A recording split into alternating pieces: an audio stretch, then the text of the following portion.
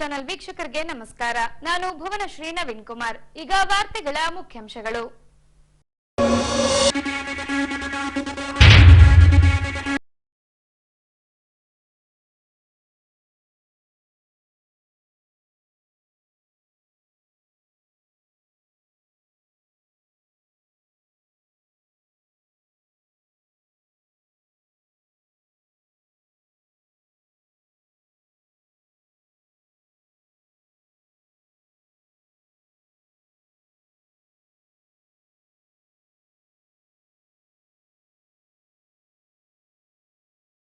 ಭಾವಚಿತ್ರದ ಮೆರವಣಿಗೆ ಶಾಸಕರು ಹಾಗೂ ಜಿಲ್ಲಾಡಳಿತ ಭಾಗಿ. ಈಗ ವಾರ್ತೆಗಳ ವಿವರ. ವಿಜಯನಗರ ಜಿಲ್ಲಾಡಳಿತ, ಜಿಲ್ಲಾ ಪಂಚಾಯತ್, ಸಮಾಜ ಕಲ್ಯಾಣ ಇಲಾಖೆ ಹಾಗೂ ಹೊಸಪೇಟೆ ನಗರಸಭೆಯ ಸಹಯೋಗದಲ್ಲಿ ಡಾಕ್ಟರ್ ಬಿಆರ್ ಅಂಬೇಡ್ಕರ್ ಹಾಗೂ ಬಾಬು ಜಗಜೀವನ್ ರಾಮ್ ರವರ ಜಯಂತಿಯನ್ನ ಕೈಗೊಳ್ಳಲಾಗಿತ್ತು. ಈ ವೇಳೆ ವಿವಿಧ ರಂಗಗಳಲ್ಲಿ ತಮ್ಮದೇ ಆದ ಸಾಧನೆಗೈದ ಸಾಧಕರಿಗೆ ಜಿಲ್ಲಾಡಳಿತದಿಂದ ಸನ್ಮಾನಿಸಿ ಪ್ರೋತ್ಸಾಹಿಸಲಾಯಿತು. ಹೀಗೆ ಜೈಭೀಮ್ ವೃತ್ತದಲ್ಲಿ ಜಿಲ್ಲಾಡಳಿತ ಹಾಗೂ ಮುಖ್ಯ ಅತಿಥಿಗಳಿಂದ ದೀಪ ಬೆಳಗಿಸುವ ಮೂಲಕ ಇಬ್ಬರು ಮಹಾನ್ ಚೇತನರ ಜಯಂತಿ ಕಾರ್ಯಕ್ರಮಕ್ಕೆ ಚಾಲನೆ ನೀಡಿ ಭಾವಚಿತ್ರಕ್ಕೆ ಪುಷ್ಪಾರ್ಚನೆ ಮಾಡಿ ಅವರು ಈ ದೇಶಕ್ಕೆ ನೀಡಿದ ಕೊಡುಗೆಗಳನ್ನ ಜಿಲ್ಲಾಧಿಕಾರಿಗಳು ಸ್ಮರಿಸಿದ್ರು. ಇವತ್ತು ನಾವು ಎರಡು ಜಯಂತಿಗಳನ್ನು ಆಚರಿಸ್ತಾ ಇದ್ವಿ. ಬಾಬು ಜಗಜೀವನ್ ರಾವ್ ಅವರ ಜಯಂತಿಯ ಒಂದು ವಿಶೇಷತೆಯನ್ನು ಕೂಡ ಇವತ್ತು ನಾವು ಜೊತೆಯಲ್ಲಿ ಮಾಡ್ತಾ ಇದ್ದೀವಿ. ಬಾಬು ಜಗಜೀವನ್ ರಾವ್ ಅವರು 1960ರ ದಶಕದಲ್ಲಿ ಅವರು ಹಸಿರು ಕ್ರಾಂತಿಗೆ ತುಂಬ ಕೊಡುಗೆಯನ್ನು ಕೊಟ್ಟಿದ್ದಾರೆ. ನಮಗೆಲ್ಲ ಅರಿವಿರೋ ಹಾಗೆ 1960ರಲ್ಲಿ ನಮಗೆ ತುಂಬ ಆಹಾರದ ಕೊರತೆ ಇತ್ತು. ಸಹಜವಾಗಿ ಆಹಾರದ ಕೊರತೆ ಇದ್ದಾಗ ಬಡತನ ಜಾಸ್ತಿ ಇರುತ್ತೆ.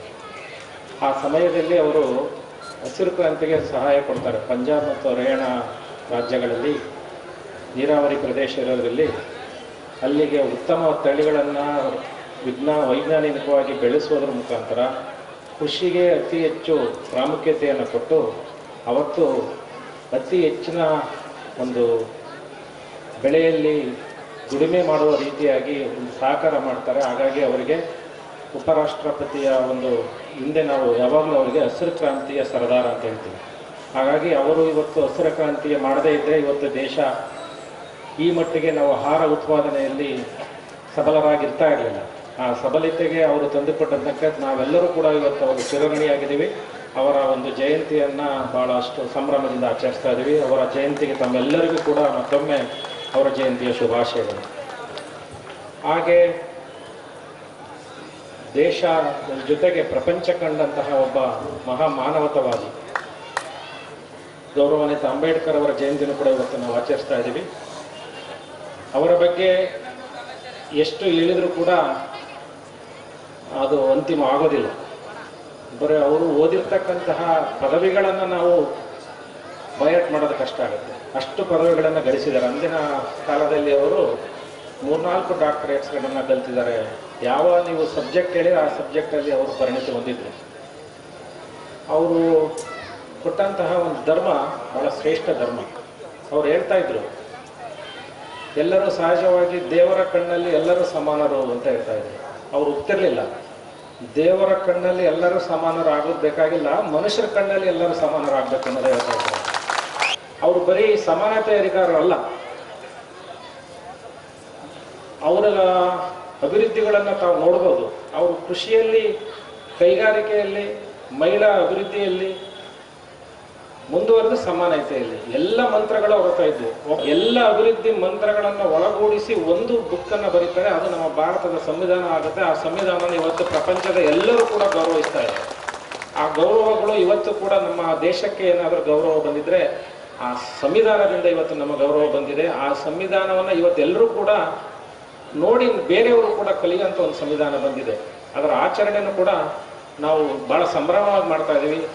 ಅಂಬೇಡ್ಕರ್ ಸರ್ ಇವತ್ತು ಇಲ್ಲದೇ ಇದ್ರೂ ಕೂಡ ಅವರ ಸಂವಿಧಾನ ನಮ್ಮನ್ನು ನಡೆಸ್ಕೊಂಡು ಹೋಗ್ತಾ ಇದೆ. ಹಂಗೆ ನಮ್ಮ ಎಲ್ಲ ಮನುಷ್ಯರ ಸಂಸ್ಕಾರ ಮುಂದಿನ ಮಾನವನ ಸಂಸ್ಕೃತಿಗೆ ಅಸ್ಮಿತೆ ಆಗಬೇಕು ಅಂತೇಳಿ ಆ ಅಸ್ಮಿತೆಯನ್ನು ನಾವೆಲ್ಲ ಬೆಳೆಸ್ಕೊಂಡು ಅಂಬೇಡ್ಕರ್ ಅವರ ತತ್ವ ಸಿದ್ಧಾಂತಗಳನ್ನು ನಾವು ಒಳಗೂಡಿಸ್ಕೊಂಡು ಸಮಾಜದ ಅಭಿವೃದ್ಧಿ ಮಾಡಬೇಕು. ಯಾವ ದೇಶನೂ ಕೂಡ ಗನ್ನಿಂದ ಅಭಿವೃದ್ಧಿ ಆಗಲ್ಲ, ಪೆನ್ನಿಂದ ಅಭಿವೃದ್ಧಿ ಆಗುತ್ತೆ ಅಂತ ಹೇಳಿ ಕಳಿಸಿದ್ರು ಅವರು. ಗನ್ ಹಿಡ್ಕೊಂಡ್ರೆ ಅಭಿವೃದ್ಧಿ ಆಗೋದಿಲ್ಲ, ಪೆನ್ ಹಿಡ್ಕೊಂಡ್ರೆ ಅಭಿವೃದ್ಧಿ ಆಗುತ್ತೆ ಅಂತೇಳಿ.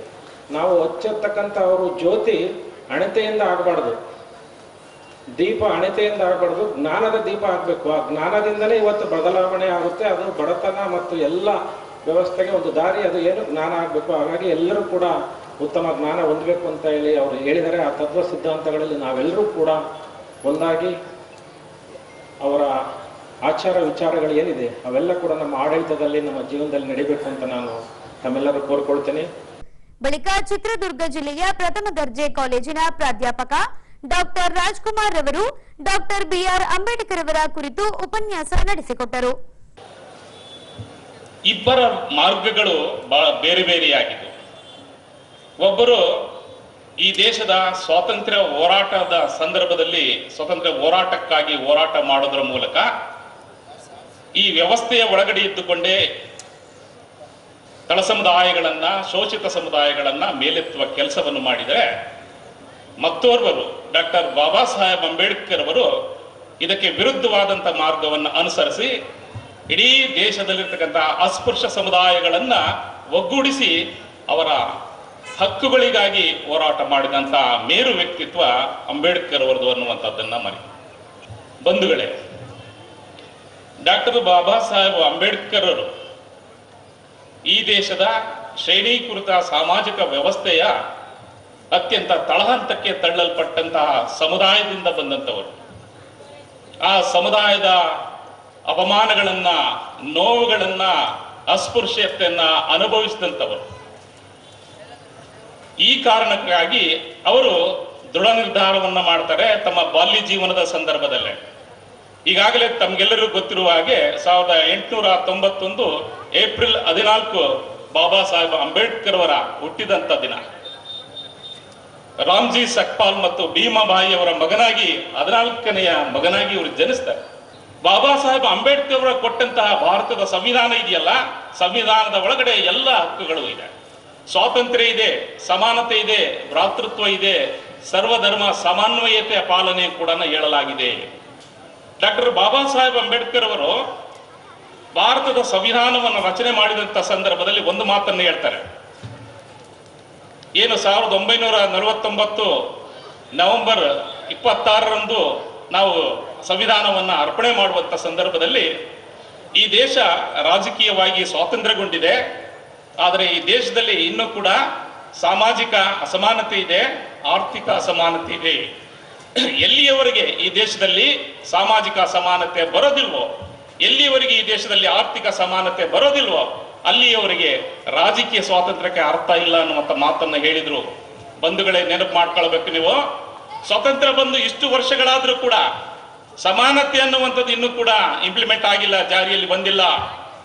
ಜಾತಿಯ ಸ್ವರೂಪ ಪ್ರಾಚೀನ ಕಾಲಕ್ಕಿಂತಲೂ ಕೂಡ ಇವತ್ತು ಆಧುನಿಕ ಕಾಲದ ಇವತ್ತಿನ ಸಂದರ್ಭದಲ್ಲಿ ಕೂಡ ಅಸ್ಪೃಶ್ಯತೆ ಇನ್ನೂ ತಾಂಡವಾಡ್ತಾ ಇದೆ, ಸಾಮಾಜಿಕ ಅಸಮಾನತೆ ಇದೆ, ಜಾತಿಯ ಹಿನ್ನೆಲೆಯಲ್ಲಿ ಅಪಮಾನಗಳಾಗ್ತಾ ಇದೆ. ಅಂದ್ರೆ ಅರ್ಥ ನಾವಿನ್ನೂ ಕೂಡ ವಿಮೋಚನೆ ಹೊಂದಿಲ್ಲ ಅನ್ನುವಂಥದ್ದನ್ನ ನಾವು ಅರ್ಥ ಮಾಡ್ಕೊಳ್ಬೇಕು ಅನ್ನುವಂಥದ್ದು. ಬಳಿಕ ವಿವಿಧ ರಂಗಗಳಲ್ಲಿ ಅಂದ್ರೆ ಕೃಷಿ, ಕ್ರೀಡೆ ಸೇರಿದಂತೆ ವಿವಿಧ ರಂಗಗಳಲ್ಲಿ ಸಾಧನೆಗೈದ ಸಾಧಕರಿಗೆ ಜಿಲ್ಲಾಡಳಿತ ಸನ್ಮಾನಿಸಿ ನೆನಪಿನ ಕಾಣಿಕೆ ನೀಡುವ ಮೂಲಕ ಪ್ರೋತ್ಸಾಹಿಸಲಾಯಿತು. ವಿದ್ಯೆ ಕಲಿಸಿದ ಜಗತ್ತಿಗೆ ಪ್ರಥಮ ಜಾಣ ವಿದ್ಯಾರ್ಥಿ ವಿಶ್ವಕ್ಕೆ ಹರಡಿತು ಇವರ ಕೀರ್ತಿ. ಅಸ್ಮೃತೆ ನಂತರ ಬಳ್ಳಾರಿಯ ಡಾಕ್ಟರ್ ಬಾಬು ಜಗಜೀವನ್ ರಾಮ್ ಅಧ್ಯಯನ ಹಾಗೂ ಸಂಶೋಧನಾ ಕೇಂದ್ರ ವಿಶ್ವವಿದ್ಯಾಲಯದ ನಿರ್ದೇಶಕರಾದ ಡಾಕ್ಟರ್ ತಿಪ್ಪೇಸ್ವಾಮಿರವರಿಂದ ಬಾಬು ಜಗಜೀವನ್ ರಾಮ್ ರವರ ಕುರಿತಾಗಿ ಉಪನ್ಯಾಸ ನಡೆಸಿಕೊಟ್ಟರು. ಬಂಧುಗಳೇ, ನಿಮಗೆಲ್ಲ ಗೊತ್ತಿರುವ ಹಾಗೆ ಬಾಬು ಜಗಜೀವನ್ ರಾಮ್ ಅವರನ್ನ ನಾವು ಪ್ರೀತಿಯಿಂದ ಬಾಬೂಜಿ ಅಂತ ಕರಿತೀವಿ. ಅವರ ಜನ್ಮದಿನವನ್ನ ಸಮತಾ ದಿವಸ ಅಂತ ಕರಿತೀವಿ, ಸಮಾನತೆಯ ದಿನ ಅಂತ ಕರಿತೇವೆ. ತಾವು ವಿದ್ಯಾರ್ಥಿ ಆಗಿದ್ದಂಥ ಸಂದರ್ಭದಲ್ಲಿ ಕುಡಿಲಿಕ್ಕೆ ನೀರು ಕೂಡ ಸ್ವತಃ ತಾವು ಕೈಯಿಂದ ತೆಗೆದುಕೊಂಡು ಕುಡಿಲಿಕ್ಕೆ ಆಗ್ತಾ ಇರಲಿಲ್ಲ, ಅಷ್ಟೊಂದು ಕಟ್ಟುಪಾಡುಗಳು ಅಲ್ಲಿತ್ತು. ಸ್ವಾತಂತ್ರ್ಯ ಪೂರ್ವದಲ್ಲಿ 1937ರಿಂದ ಇವರು ಬೇರೆ ಬೇರೆ ರಂಗದಲ್ಲಿ ಗುರುತಿಸ್ಕೊಳ್ತಾರೆ. ನೇಪಾಳದಲ್ಲಿ ಮತ್ತು ಬಿಹಾರದಲ್ಲಿ ಭೂಕಂಪ ಉಂಟಾಗಿ ಪ್ರವಾಹ ಬಂದು ಅನೇಕ ಸಮಸ್ಯೆಗಳು ಉಂಟಾಗಿರ್ತದೆ. ಅಂಥ ಸಂದರ್ಭದಲ್ಲಿ ಬಾಬೂಜಿ ಜಗಜೀವನ್ ರಾಮ್ ಅವರು ಅನೇಕ ರೀತಿಯ ಸೇವೆಗಳನ್ನು ಮಾಡಿಕೊಳ್ಳೋದ್ರ ಮೂಲಕ, ಆ ಸಂತ್ರಸ್ತರಿಗೆ ನೆರವನ್ನು ಕೊಡೋದ್ರ ಮೂಲಕ ರಾಷ್ಟ್ರೀಯ ನಾಯಕರ ಗಮನವನ್ನು ಸೆಳೆದಿದ್ದಾರೆ. ಪರಿಣಾಮವಾಗಿ ಅವರು ಮುಂದೆ ಗಾಂಧೀಜಿಯವರ ಪ್ರಭಾವದಿಂದಾಗಿ ಸ್ವಾತಂತ್ರ್ಯ ಹೋರಾಟದಲ್ಲಿ ಧುಮುಕ್ತಾರೆ. 1940ರಲ್ಲಿ 1942ರಲ್ಲಿ ಕ್ವಿಟ್ ಇಂಡಿಯಾ ಚಳವಳಿಯಲ್ಲಿ ಒಬ್ಬ ಸ್ವಾತಂತ್ರ್ಯ ಹೋರಾಟಗಾರರಾಗಿ ಈ ಹೋರಾಟಕ್ಕೆ ಧುಮುಕಿದ ಪರಿಣಾಮ ಅವರು ಶರಮನೆಯನ್ನು ಕೂಡ ಸೇರಬೇಕಾಗುತ್ತೆ. ಇಷ್ಟೆಲ್ಲ ಆದಮೇಲೆ ಭಾರತಕ್ಕೆ ಸ್ವಾತಂತ್ರ್ಯ ಬಂದಾದ ಮೇಲೆ 1947ರ ತರುವಾಯ ಅವರು ಅತ್ಯಂತ ಉನ್ನತ ಪದವಿಗಳನ್ನು ಪಡಿತಾರೆ. ಈ ದೇಶದ ಪ್ರಧಾನಿ ಆಗ್ತಾರೆ, ಉಪಪ್ರಧಾನಿ. ಅದೇ ರೀತಿ ಕಾರ್ಮಿಕ ಸಚಿವರಾಗ್ತಾರೆ, ಕೃಷಿ ಸಚಿವರಾಗ್ತಾರೆ, ಅದೇ ರೀತಿ ಡಿಫೆನ್ಸ್ ಮಿನಿಸ್ಟರ್ ಆಗ್ತಾರೆ. ಈ ರೀತಿ ಬೇರೆ ಬೇರೆ ಬೇರೆ ಬೇರೆ ಪೋರ್ಟ್ಫೋಲಿಯೋಗಳನ್ನು ಅನುಭವಿಸ್ತಾ ಅತ್ಯಂತ ಸುದೀರ್ಘವಾಗಿರುವಂಥ ಸೇವೆಯನ್ನ, ಒಬ್ಬ ಉತ್ತಮ ಪ್ರಜಾಪ್ರಭುತ್ವ ಮೌಲ್ಯಗಳನ್ನು ಅನುಷ್ಠಾನಗೊಳಿಸಿಕೊಂಡಿರುವಂಥ ಒಬ್ಬ ಸಂಸದೀಯ ಪಟುವಾಗಿ ನಮಗೆ ಗೋಚರಿಸ್ತಾರೆ. ಬಳಿಕ ಡಾಕ್ಟರ್ ಬಿಆರ್ ಅಂಬೇಡ್ಕರ್ ಸಂಘದಿಂದ ವಿವಿಧ ಬೇಡಿಕೆಗಳನ್ನ ಈಡೇರಿಸುವಂತೆ ಜಿಲ್ಲಾಧಿಕಾರಿಗಳಿಗೆ ಮನವಿ ಸಲ್ಲಿಸಿದ್ರು. ಇನ್ನು ಡಾಕ್ಟರ್ ಬಿಆರ್ ಅಂಬೇಡ್ಕರ್ ಭವನದ ನಿರ್ಮಾಣಕ್ಕೆ ಖಾಲಿ ಜಾಗವನ್ನ ಈಗಾಗಲೇ ನೋಡಲಾಗಿದ್ದು, ಸಮಾಜದವರು ಒಪ್ಪಿದ್ದಲ್ಲಿ ಅಂಬೇಡ್ಕರ್ ಭವನವನ್ನ ನಿರ್ಮಿಸಲಾಗುವುದೆಂದು ಜಿಲ್ಲಾಧಿಕಾರಿಗಳು ಈ ವೇಳೆ ದಲಿತ ಸಮುದಾಯಕ್ಕೆ ಭರವಸೆ ನೀಡಿದ್ರು. ಮತ್ತೆ ಸಮಾಜದ ಬೇಡಿಕೆಗಳನ್ನು ನಾನು ಈಗಾಗಲೇ ಹೇಳಿದ್ದೀನಿ. ಸಮಾಜದವರು ಬಂದಾಗ ಅಂಬೇಡ್ಕರ್ ಒಂದು ಭವನ ಮಾಡಬೇಕು ಅಂತ ಈಗಾಗಲೇ ನಾನು 2-3 ಕಡೆ ಜಾಗ ತೋರಿಸಿದ್ದೀನಿ. ತಾವು ಅದನ್ನು ಸಮಾಜದವರು ಅಂತಿಮಗೊಳಿಸಿದರೆ ಅದನ್ನು ನಾನು ಸೋಷಿಯಲ್ ವೆಲ್ಫೇರ್ ಡಿಪಾರ್ಟ್ಮೆಂಟಿಂದ ಈಗಾಗಲೇ ನಾವು ಪ್ರಸ್ತಾವನೆ ಕಳಿಸೋಕ್ಕೆ ತಯಾರಾಗಿದ್ದೀವಿ. ತಾವು ಜಾಗವನ್ನು ನೋಡಿ ಅಂತಿಮಗೊಳಿಸಿದರೆ ಅದನ್ನು ನಾವು ಸದ್ಯದಲ್ಲೇ ಪ್ರಾರಂಭ ಮಾಡಲಿಕ್ಕೆ ಅವಕಾಶ ಇದೆ. ಮತ್ತೊಂದು ಸ್ಮಶಾನದ ಬಗ್ಗೆ ತಾವು ಕೇಳಿದರೆ ಈಗಾಗಲೇ ನಾವು 3-4 ಜಾಗನ ನೋಡ್ಕೊಂಡಿದ್ದೀವಿ. ಅದು ಕೂಡ ತಾವು ಯಾವತ್ತಾರು ನಾಳೆ ನಾಡಿದ್ದು ಬಂದು ನನ್ನ ಹತ್ರ ಅಂತಿಮಗೊಳಿಸಿದರೆ ಸ್ಮಶಾನದ ವ್ಯವಸ್ಥೆನೂ ಕೂಡ ಮಾಡಿ ಉಳಿದಂತೆ ಎಲ್ಲ ಇವೆರಡು ತಮ್ಮ ಹತ್ರ ಮೇಜರ್ ಬೇಡಿಕೆ ಹೇಳಿದರೆ ಉಳಿದಂತೆ ಎಲ್ಲ ಬೇಡಿಕೆಗಳನ್ನು ಕೂಡ ನಾವು ನಿಯಮಾನುಸಾರ ತಮ್ಮ ಅಭಿವೃದ್ಧಿಗಾಗಿ ಬಳಸಲಿಕ್ಕೆ ಜಿಲ್ಲಾಡಳಿತ ಸಿದ್ಧವಾಗಿದೆ ಅಂತ ಹೇಳ್ತಾ ನಾನು ಮಾತನ್ನು ಮುಗಿಸ್ತೇನೆ. ಜೈ ಭೀಮ್. ಸಂವಿಧಾನ ಶಿಲ್ಪಿ ಡಾಕ್ಟರ್ ಅಂಬೇಡ್ಕರ್ ಅವರ 134ನೇ ಜಯಂತಿಯನ್ನ ದಿನಾಂಕ 14ರಂದು ಕೈಗೊಳ್ಳಲಾಗಿತ್ತು. ಈ ಭಾಗವಾಗಿ ಅಮರಾವತಿ, ಚೆಲುವಾದಿಕೇರಿ, ಬಿಜೆಪಿ ಕಚೇರಿಗಳಲ್ಲಿ ಸೇರಿದಂತೆ ವಿವಿಧ ಭಾಗಗಳಲ್ಲಿ ಬಾಬಾ ಸಾಹೇಬ್ ರವರ ಭಾವಚಿತ್ರವನ್ನಿರಿಸಿ ಪೂಜೆ ಸಲ್ಲಿಸುವ ಮೂಲಕ ಜಯಂತಿಯನ್ನ ಆಚರಿಸಲಾಗಿದೆ. ಹೀಗೆ ಹೊಸ ಅಮರಾವತಿಯಲ್ಲಿ ಡಾಕ್ಟರ್ ಬಿಆರ್ ಅಂಬೇಡ್ಕರ್ ಬಳಗದಿಂದ ಸಂವಿಧಾನ ಶಿಲ್ಪಿ ಹಾಗೂ ಬಾಬು ಜಗಜೀವನ್ ರಾಮ್ ರವರ ಭಾವಚಿತ್ರಗಳನ್ನಿರಿಸಿ ಪೂಜೆ ಸಲ್ಲಿಸುವ ಮೂಲಕ ಅಂಬೇಡ್ಕರ್ ಅವರ 134ನೇ ಜಯಂತಿಯನ್ನ ಆಚರಿಸಿದ್ರು.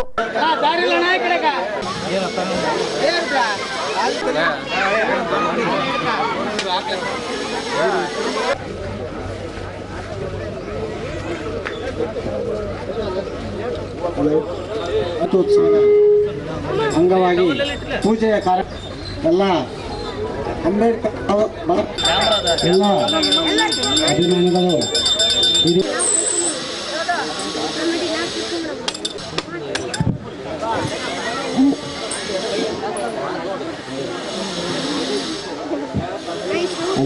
ಮಕ್ಕಳ ಮೂಲಕ ಕಳಸವನ್ನು ಹಿಡಿದುಕೊಂಡು ಅಮರಾವತಿ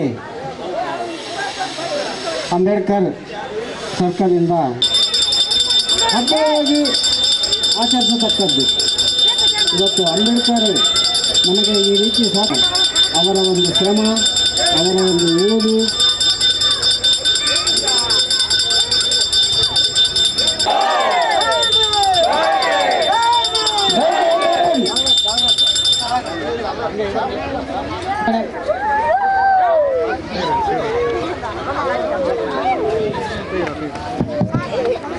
ಈ ಉತ್ಸವವನ್ನು ಹಾಕಬೇಕೆಂದಿರುವಂತೆ ಧನ್ಯ ವ್ಯಕ್ತಿಗಳು.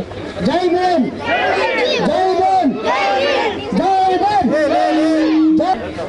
ಯಾರ್ಯಾರು ಇರ್ತಾರೋ ಅವರಿಗೆಲ್ಲ ಎಜುಕೇಶನ್ ಅಲ್ಲಿ, ವಿದ್ಯಾಭ್ಯಾಸದಲ್ಲಿ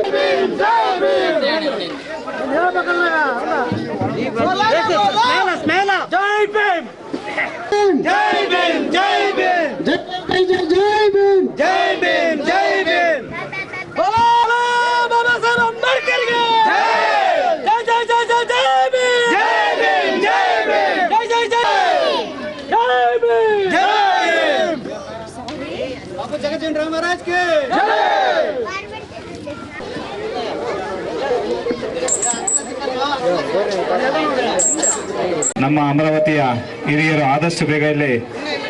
ಈ ವೇಳೆ ಪ್ರಸಕ್ತ ಶೈಕ್ಷಣಿಕ ಸಾಲಿನಲ್ಲಿ ಪಿಯುಸಿ ಪರೀಕ್ಷೆಯಲ್ಲಿ ಅತಿ ಹೆಚ್ಚು ಅಂಕ ಪಡೆದ ವಿದ್ಯಾರ್ಥಿಗಳಿಗೆ ಸನ್ಮಾನಿಸಿ ಪ್ರೋತ್ಸಾಹಿಸಲಾಯಿತು.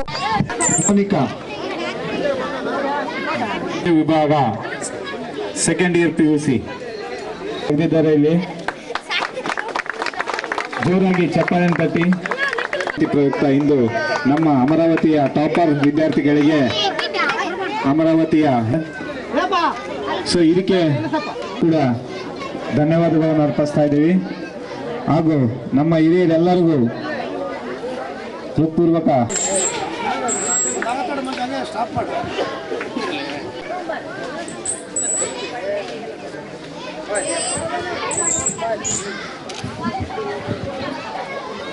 ಸರಾದ ಆನಂದನವರಿಗೂ ಕೂಡ ವಂದನೆಗಳು. ಒಂದು ಸುಂದರ ಶುಭ ಸಂದರ್ಭದಲ್ಲಿ ಅಂಬೇಡ್ಕರ್ ಜಯಂತಿ ಹಾಗೂ ಅವರ ಕುರಿತು ಮಾತನಾಡಲು ಬಯಸುತ್ತೇನೆ. ಸಂವಿಧಾನ ಶಿಲ್ಪಿ, ಸಮಾನತೆಯ ಹರಿಕಾರ, ದೇಶದ ಮೊದಲ ಕಾನೂನು ಸಚಿವರು, ದೇಶ ಕಂಡ ಮಹಾನ್ ವ್ಯಕ್ತಿ ಡಾಕ್ಟರ್ BR ಅಂಬೇಡ್ಕರ್. ಭಾರತದ ಕಾನೂನು ಸುವ್ಯವಸ್ಥೆ, ಅಸ್ಪೃಶ್ಯತೆ ನಿರ್ವಹಣೆ, ಪ್ರಜೆಗಳ ಮೂಲಭೂತ ಕರ್ತವ್ಯ, ಸಮಾನತೆಯ ಶಿಕ್ಷಣ ಕ್ಷೇತ್ರ ಸೇರಿದಂತೆ ಹಲವು ಕ್ಷೇತ್ರಗಳಿಗೆ ಅವರು ನೀಡಿದ ಕೊಡುಗೆಯನ್ನು ಸ್ಮರಿಸಲು ಪ್ರತಿ ವರ್ಷವೂ ಅಂಬೇಡ್ಕರ್ ಜಯಂತಿ ಶಾಲಾ, ಕಾಲೇಜು, ಸರ್ಕಾರಿ, ಖಾಸಗಿ ಕಚೇರಿಯಲ್ಲಿಯೂ ಆಚರಣೆ ಮಾಡಲಾಗುತ್ತದೆ. ಡಾಕ್ಟರ್ ಭೀಮರಾವ್ ಅಂಬೇಡ್ಕರ್ ಅವರು ಮಧ್ಯಪ್ರದೇಶದ ಮೋಪನ್ನಲ್ಲಿ 1891 ಏಪ್ರಿಲ್ 14ರಂದು ಜನಿಸಿದರು. 1908ರಲ್ಲಿ 10ನೇ ತರಗತಿ ಪಾಸ್ ಮಾಡಿದರು. 1927ರಲ್ಲಿ ಜಾತಿ ತಾರತಮ್ಯ ಮತ್ತು ಅಸ್ಪೃಶ್ಯತೆಯ ಬಗ್ಗೆ ಹೋರಾಟವನ್ನು ಪ್ರಬಲವಾಗಿ ಆರಂಭಿಸಿದರು. 1920ರಲ್ಲಿ BR ಅಂಬೇಡ್ಕರ್ ಅವರು ಮೂಕನಾಯಕ ಎಂಬ ಪತ್ರಿಕೆಯನ್ನು ಆರಂಭಿಸಿದರು. ಅಂಬೇಡ್ಕರ್ ಅವರು ಭಾರತದ ಮೊದಲ ಕಾನೂನು ಸಚಿವರಾಗಿ ನೇಮಕಗೊಂಡಿದ್ದರು. ಅಂಬೇಡ್ಕರ್ ಅವರು ಸಂವಿಧಾನ ರಚನೆಯ ಕರಡು ಸಮಿತಿಯ ಅಧ್ಯಕ್ಷರಾಗಿದ್ದರು. ಭಾರತದ ಬೃಹತ್ ಸಂವಿಧಾನಕ್ಕೆ ಅಪಾರ ಕೊಡುಗೆ ಶ್ರಮ ಹಾಕಿದ ಇವರನ್ನು ಭಾರತೀಯ ಸಂವಿಧಾನ ಶಿಲ್ಪಿ ಎಂದೇ ಕರೆಯಲಾಗುತ್ತದೆ.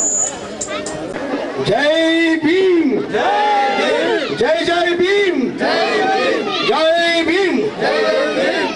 ನನ್ನ ನೆಚ್ಚಿನ 15 ವಾರ್ಡಿನ ಅರ್ಜುನ ಕೇರಿಯ ಎಲ್ಲ ಸಮಸ್ತ ಅಣ್ಣ ತಮ್ಮರು ಆದ ನನ್ನ ಮಿತ್ರರಿಗೂ ಬಾಬಾ ಸಾಹೇಬ್ ಅಂಬೇಡ್ಕರ್ 134ನೇ ಜಯಂತಿಯ ಶುಭಾಶಯಗಳನ್ನು ತಿಳಿಸುತ್ತಾ, ಆ್ಯಕ್ಚುಲಿ ಇದನ್ನ ಒಂದು ರೀತಿಯಾಗಿ ಹೇಳ್ಬೇಕಂದ್ರೆ ನಮಗೆ ಯುಗಾದಿ, ದಸರಾ, ದೀಪಾವಳಿ ಇಂಪಾರ್ಟೆಂಟ್ ಅಲ್ಲ. ನಮಗೆ ಬಾಬಾ ಸಾಹೇಬ್ ಅಂಬೇಡ್ಕರ್ ಜಯಂತಿ ಒಂದು ಅಪೂರ್ವ ವಾತಾವರಣದಲ್ಲಿ ನಮ್ಮ ಎಲ್ಲ ನನ್ನ ನೆಚ್ಚಿನ ಕುಲ ಬಾಂಧವರು ಇದನ್ನು ಅದ್ದೂರಿಯಾಗಿ ಸ್ವಾಗತಿಸಿ ಎಲ್ಲರೂ ಇಲ್ಲಿ ಬಂದು ಬಾಬಾ ಸಾಹೇಬ್ ಅಂಬೇಡ್ಕರ್ ಜಯಂತಿಗೆ ಸೇರೋದಕ್ಕೆ ಎಲ್ಲರಿಗೆ ಧನ್ಯವಾದವನ್ನು ತಿಳಿಸುತ್ತಿದ್ದೇನೆ. ಆಮೇಲೆ ನಮ್ಮ ಏರಿಯಾದ ಹಾಲಿ ಸದಸ್ಯರಾದ PS ಆನಂದನವರು ಸಹ ಕರೆದಿದ್ದಕ್ಕೆ ಬಂದು ಹೃತ್ಪೂರ್ವಕವಾಗಿ ಬಂದು ಅಭಿನಂದಿಸಿ ಆಶೀರ್ವಾದ ಮಾಡಿರುತ್ತಾರೆ. ಅವರಿಗೂ ಸಹ ನನ್ನ ಅಭಿನಂದನೆಗಳನ್ನು ತಿಳಿಸುತ್ತೇನೆ. ಇದೇ ರೀತಿ ವರ್ಷ ವರ್ಷ ಬಾಬಾ ಸಾಹೇಬ್ ಅಂಬೇಡ್ಕರ್ನ ಹೆಚ್ಚಿನ ರೀತಿಯಲ್ಲಿ ಜಯಂತ್ಯುತ್ಸವ ಮಾಡಬೇಕೆಂದು ಎಲ್ಲ ನನ್ನ ಜನಸಾಮಾನ್ಯರಲ್ಲಿ ಕೇಳಿಕೊಳ್ಳುತ್ತೇನೆ. ಜೈ ಹಿಂದ್, ಜೈ ಮಾದಿಗ. ಎಲ್ರಿಗೂ ನಮಸ್ಕಾರ. ಮತ್ತು ಬಾಬಾ ಸಾಹೇಬ್ ಅಂಬೇಡ್ಕರ್ ಅವರ 134ನೇ ಜಯಂತಿಯ ಹಾಗೂ ಬಾಬಾ ಜಗಜೀವನ್ ರಾಮ್ ಜಯಂತಿ ಎಲ್ಲರಿಗೂ ಶುಭಾಶಯ ಕೋರ್ತಾ, ನಿಜವಾಗ್ಲೂ ಇವತ್ತು ಈ ಅಂಬೇಡ್ಕರ್ ಜಯಂತಿಯನ್ನು ದೇಶದೆಲ್ಲೆಡೆ ಭಾಳ ವಿಜೃಂಭಣೆಯಿಂದ ಆಚರಣೆ ಮಾಡ್ಕೊಂಡು ಬರ್ತಾ ಇದ್ದೀವಿ. ಇದಕ್ಕೆ ಕಾರಣ ಇಷ್ಟೇ, ಇವತ್ತು ಭಾಳ ಅಂಬೇಡ್ಕರ್ ಇಲ್ಲದೆ ಹೋದರೆ ನಾವು ಇಂಥ ಒಂದು ಹೋರಾಟ ಆಗಲಿ, ಸಂಘಟನೆ ಆಗಲಿ ಮತ್ತು ಶಿಕ್ಷಣಕ್ಕಾಗಿ ನಾವು ಯಾವುದೇ ರೀತಿ ಪಡ್ಕೊಳ್ತಿದ್ದೀವಿ ಅಂತ ನಾನು ಈ ಮೂಲಕ ಹೇಳಕ್ಕೆ ಇಚ್ಛೆ ಪಡ್ತಿದ್ದೇನೆ. ಯಾಕೆಂದರೆ ಇವತ್ತು ನೋಡ್ಬೋದು, ನಾವು ಈ 15ನೇ ವಾರ್ಡ್ನಲ್ಲಿ ಸುಮಾರು ಒಂದು 3-4 ವರ್ಷದಿಂದ ವರ್ಷಕ್ಕೆ ಈ ಒಂದು ಆಚರಣೆ ಭಾಳ ಚೆನ್ನಾಗಿ ನಡೆಸ್ಕೊಂಡು ಬರ್ತಾ ಇದ್ದಾರೆ. ಅದಕ್ಕೆ ಕಾರ್ಯಕರ್ತರಾದ ಎಲ್ಲ ಅಂಬೇಡ್ಕರ್ ಸಂಘದ ಎಲ್ಲ ಬಳಗದವರಿಗೂ ನಾನು ವೈಯಕ್ತಿಕವಾಗಿ ಮತ್ತು ಎಲ್ಲ ನನ್ನ 15ನೇ ವಾರ್ಡಿನ ಎಲ್ಲ ಜನತೆಯ ಪರವಾಗಿ ಅವರಿಗೆ ತುಂಬ ಧನ್ಯವಾದ ಹೇಳಕ್ಕೆ ಇಚ್ಛೆ ಪಡ್ತಿದ್ದೇನೆ. ಇವತ್ತು ಅಂಬೇಡ್ಕರ್ ಅವರು ಹಾಕಿಕೊಟ್ಟಂಥ ಶಿಕ್ಷಣ, ಸಂಘಟನೆ, ಹೋರಾಟ ಈ ಒಂದು 3 ತತ್ವಗಳಲ್ಲಿ ನಾವು ಇವತ್ತು ಇಡೀ ಜೀವನವನ್ನು ಮಾಡ್ಕೊಳ್ತಾ ಬರ್ತಾರೆ. ಇವತ್ತೇನು ಈ ಒಂದು ಜಯಂತಿ ಪ್ರಯುಕ್ತ ಒಂದು ವಿಶಿಷ್ಟ ಕಾರ್ಯಕ್ರಮ ಅಂದರೆ ಪ್ರತಿಭಾ ಪುರಸ್ಕಾರ ಮಕ್ಕಳಿಗಾಗಿ. ಈ ಒಂದು ಪ್ರತಿಭಾ ಪುರಸ್ಕಾರ ಅತ್ಯಂತ ಬಹಳ ಒಳ್ಳೆಯ ಕಾರ್ಯಕ್ರಮ. ಅದೇ ರೀತಿ ಚಲುವಾದಿಕೇರಿಯಲ್ಲಿ ಕೂಡ ಅಂಬೇಡ್ಕರ್ ಅವರ ಭಾವಚಿತ್ರ ಇರಿಸಿ ಪೂಜೆ ಸಲ್ಲಿಸಿ ಕೇಕ್ ಕತ್ತರಿಸುವ ಮೂಲಕ ಜಯಂತಿಯನ್ನ ಆಚರಿಸಲಾಯಿತು.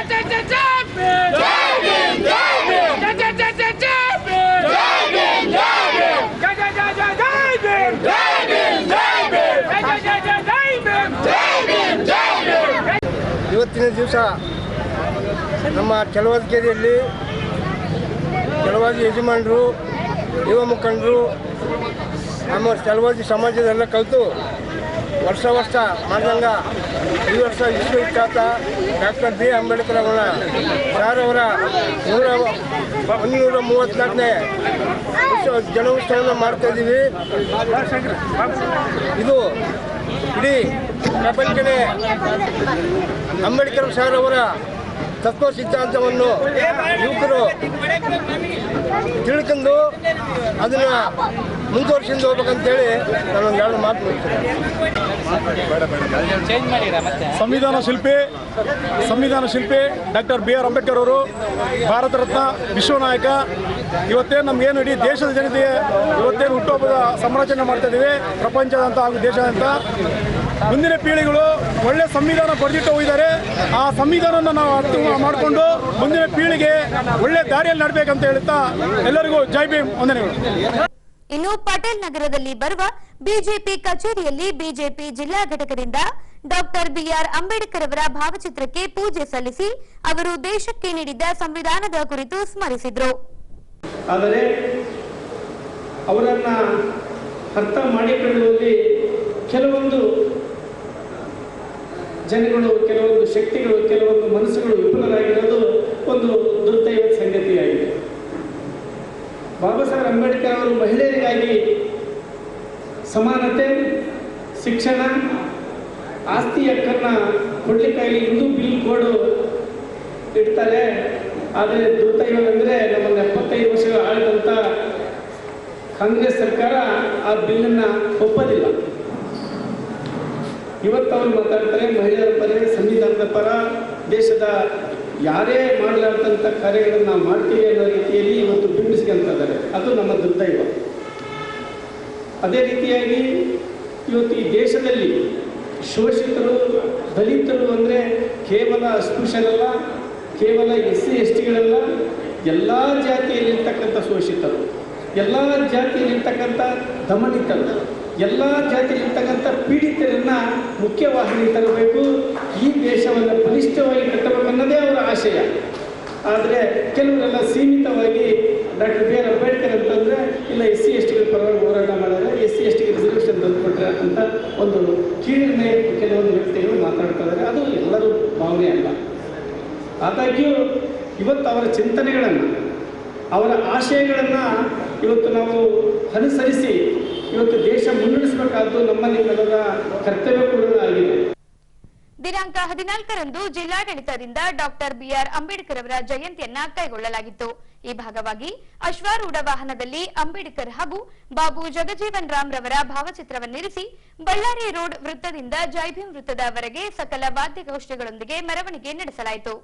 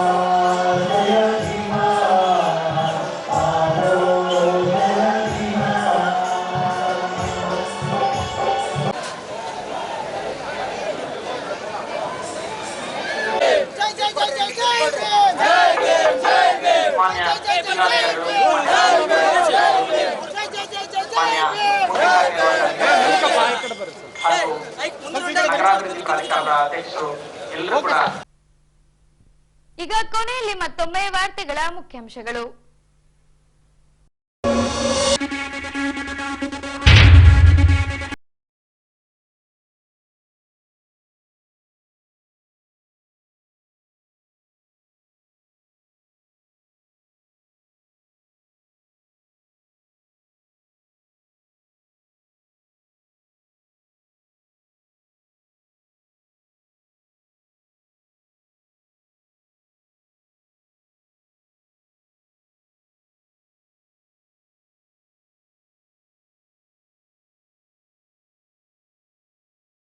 ಮೆರವಣಿಗೆ ಶಾಸಕರು ಹಾಗೂ ಜಿಲ್ಲಾಡಳಿತ ಭಾಗಿ. ಇಲ್ಲಿಗೆ ವಾರ್ತಾ ಪ್ರಸಾರ ಮುಕ್ತಾಯವಾಯಿತು. ನೈಜ ಸುದ್ದಿಗಳಿಗಾಗಿ ನೋಡ್ತಾ ಇರಿ ವಿಜಯನಗರ ಸುದ್ದಿವಾಹಿನಿ. ನಮಸ್ಕಾರ.